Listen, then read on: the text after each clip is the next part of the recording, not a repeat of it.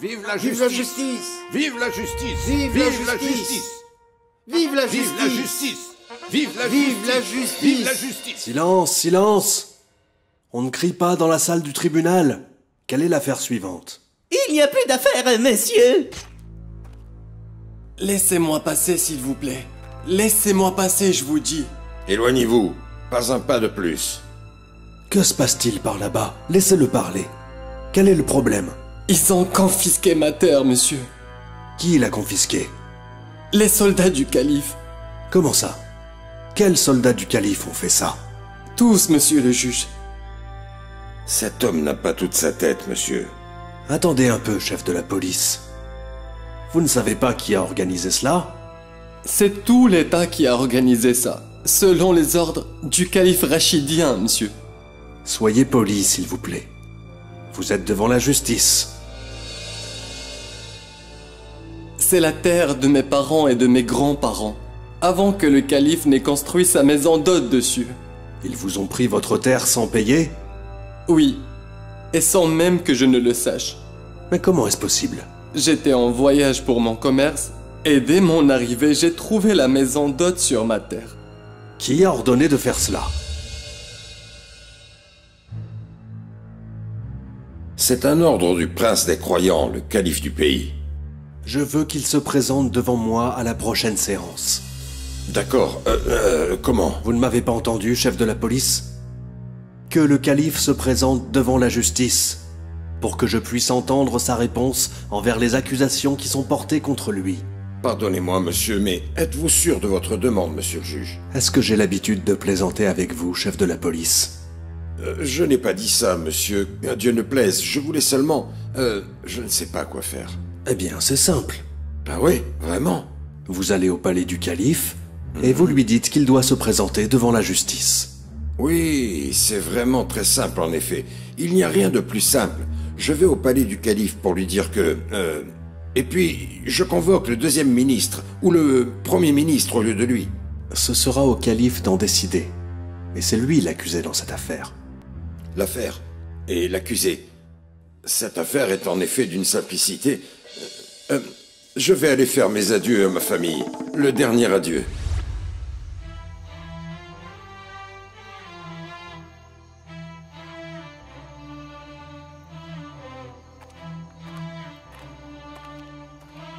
Mon Dieu, l'air est si agréable.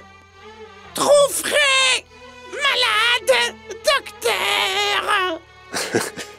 Quand je dis que l'air est agréable, ça veut juste dire qu'il fait bon, Homos. Homos. Agréable. Air. Malade. Papa, vous m'avez raconté les histoires des femmes dans différents siècles.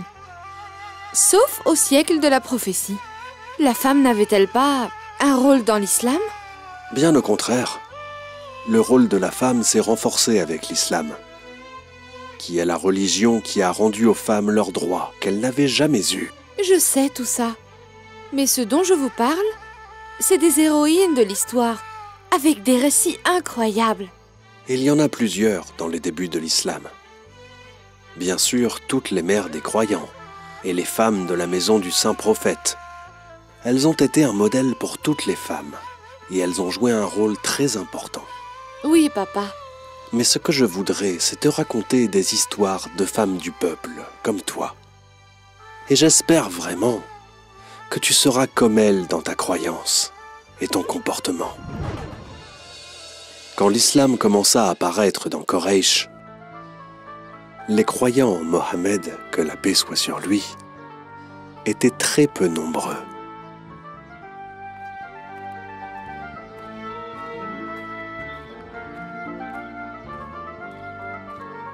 Ammar, où étais-tu, mon fils? Avec mes amis Bilal bin Rabah et Kabab, ils m'ont emmené visiter la maison de notre maître Mohammed bin Abdullah. Celui qui est honnête et sincère. Plutôt le messager de Dieu, papa. Alors, ce que disent les gens est bien vrai? Et que disent-ils les gens, Soumaya? Ils parlent à propos d'une nouvelle religion, que Mohammed prêche. C'est la religion du grand Seigneur, maman. Est-ce que tu crois en lui, Ammar? Oui, papa.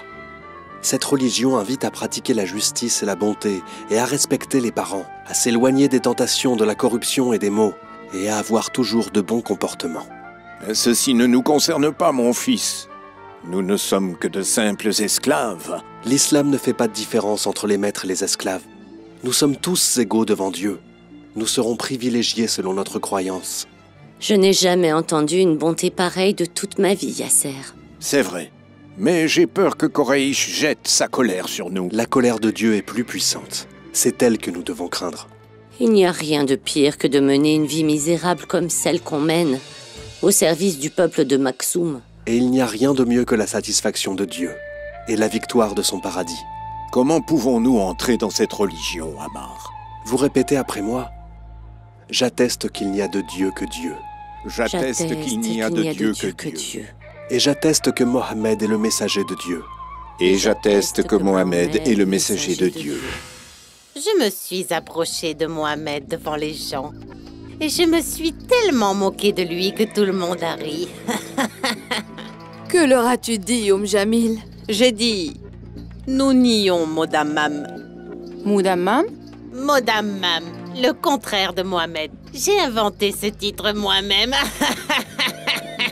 Je n'y trouve rien qui fasse rire. Rien ne te plaît à toi, fille d'Aqaba. Je m'appelle Kulthum. Et quel est le problème à être appelée par le nom de nos pères, fille d'Aqaba? Et pourquoi on devrait avoir honte de nos noms féminins? L'apprentissage de la lecture et de l'écriture t'ont ruiné. La lecture des papiers et de tout ce qu'on peut lire nous donne une richesse inestimable. Tu vois ce que je te dis? Elle parle avec des énigmes. Laisse-la, sœur de mon mari, Abi Soufiane, et continue ton histoire. J'ai dit à tout le monde autour de Mohammed, nous nions Modamam. Abandonnons sa religion et ignorons ses consignes. Comment peux-tu l'insulter? Tu es la femme de son oncle. Ce en quoi il prêche sera nuisible à nos vies à tous. C'est pour ça que nous devons éliminer cette religion avant qu'elle ne se répande. Allez, emmenez-les là-haut. Il fait très chaud aujourd'hui, Abou Lahab. C'est pour ça que j'ai apporté aux adeptes de Mohammed des chaînes de fer. Pour qu'ils aient encore plus chaud que ça, Abou Jahal. Donne-moi le fouet, Washi. Permettez-moi, monsieur. Vous pouvez vous libérer de toute cette torture si vous insultez les dieux de Mohammed. Ah! Les dieux n'existent pas. Sinon le Dieu, le seul et l'unique Dieu, qui n'a pas d'associé. Tu me défies, pauvre esclave. Ah! Non, je vous invite à la bonté de ce monde et de l'au-delà.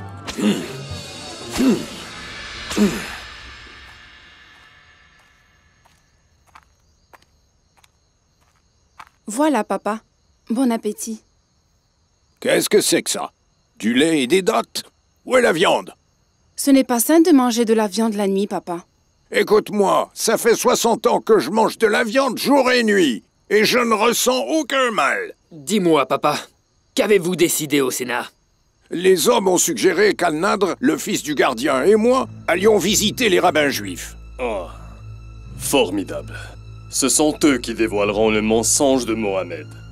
Ils suivent également une religion descendue du ciel, tout comme la religion que votre ami prêche. Ne m'interrompez pas.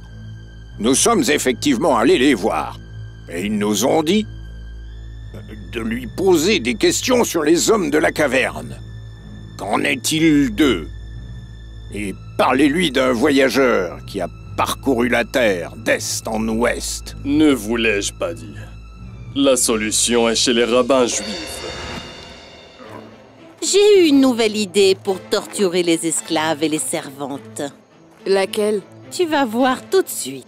Washi, À vos ordres, madame. attache les bras de cette femme. Chaque bras dans un chameau. Oui, comme ça. Maintenant, fouette les chameaux pour que chacun d'eux aille dans 2 directions différentes. Mais les bras de la femme vont se déchirer, madame. C'est exactement ce que je veux, stupide esclave. Oh! Oh! Louange à Dieu. Dieu est grand. Tu persistes toujours à être têtue, Soumaya. Mohamed n'a plus aucun adepte à présent. Est-ce que tu sais ce que j'ai dit de lui? Nions, mon damam. Abandonnons sa religion, c'est-à-dire qu'on n'en veut pas, et ignorons ses consignes. Au nom de Dieu, le tout miséricordieux, le très miséricordieux, par le jour montant, et par la nuit quand elle couvre tout, ton Seigneur ne t'a ni abandonné ni détesté. L'au-delà t'est certes meilleur que la vie présente. Ton Seigneur t'accordera certes et tu seras satisfait. Dieu le très grand a dit vrai. Oh, oh mon maître Mohamed, le messager de Dieu. C'est nous qui sommes tes maîtres, maudites esclaves. Fouette les chameaux encore plus. Oh, oh. Seigneur, si tu n'es pas en colère envers moi, je n'aurai pas de remords. Oh.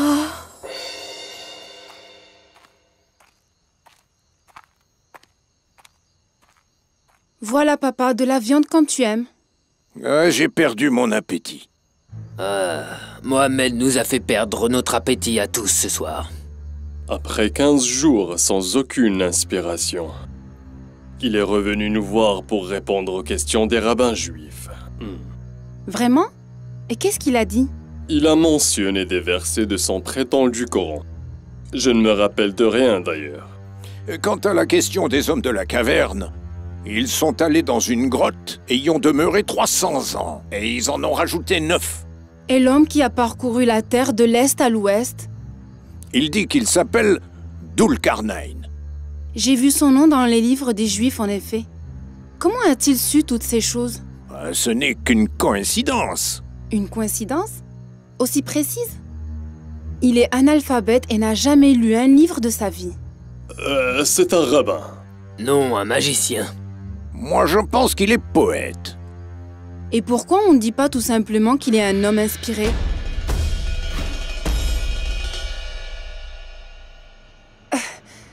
Allez, mangeons. Abou Jahl, tu penses vraiment qu'il y a une autre vie après la mort et un jugement et toutes ces choses? Si tel est vraiment le cas, les messieurs concernés auront certainement une place très spéciale. Les messieurs de l'au-delà sont ceux qui se comportent avec modestie et croient en Dieu et le craignent plus que tout. Moi, j'aime la vie sur terre. Et je ne m'occupe pas de ce qui concerne la mort.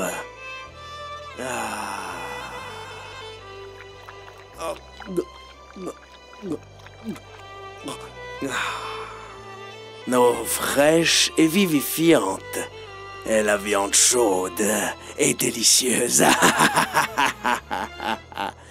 Servante, est-ce que tu voudrais un peu d'eau bien fraîche? Ce qu'il y a chez Dieu est meilleur et perdure. Dans ce cas, on va t'envoyer chez ton Seigneur. La mort est inévitable. J'atteste qu'il n'y a de Dieu que Dieu. Et j'atteste que Mohamed est le messager de Dieu. Pourquoi ce Mohamed que tu vénères ne te protège pas de la mort? Pourquoi ne combat-il pas pour toi? L'ordre de Dieu pour le combat ne lui a pas été donné. Tout ce qu'il a réussi à faire, c'est passer par la montagne attristée. Et il a dit « Patientez, famille de Yasser, le paradis vous attend ». Il a vraiment dit ça? Oh Mohamed, cher messager de Dieu. Tu es heureuse dans cette horrible situation. Prends ça pour être encore plus heureuse. Seigneur, aide ta religion et soutiens ton messager. J'atteste qu'il n'y a de Dieu que Dieu. Et j'atteste que Mohamed est le messager de Dieu.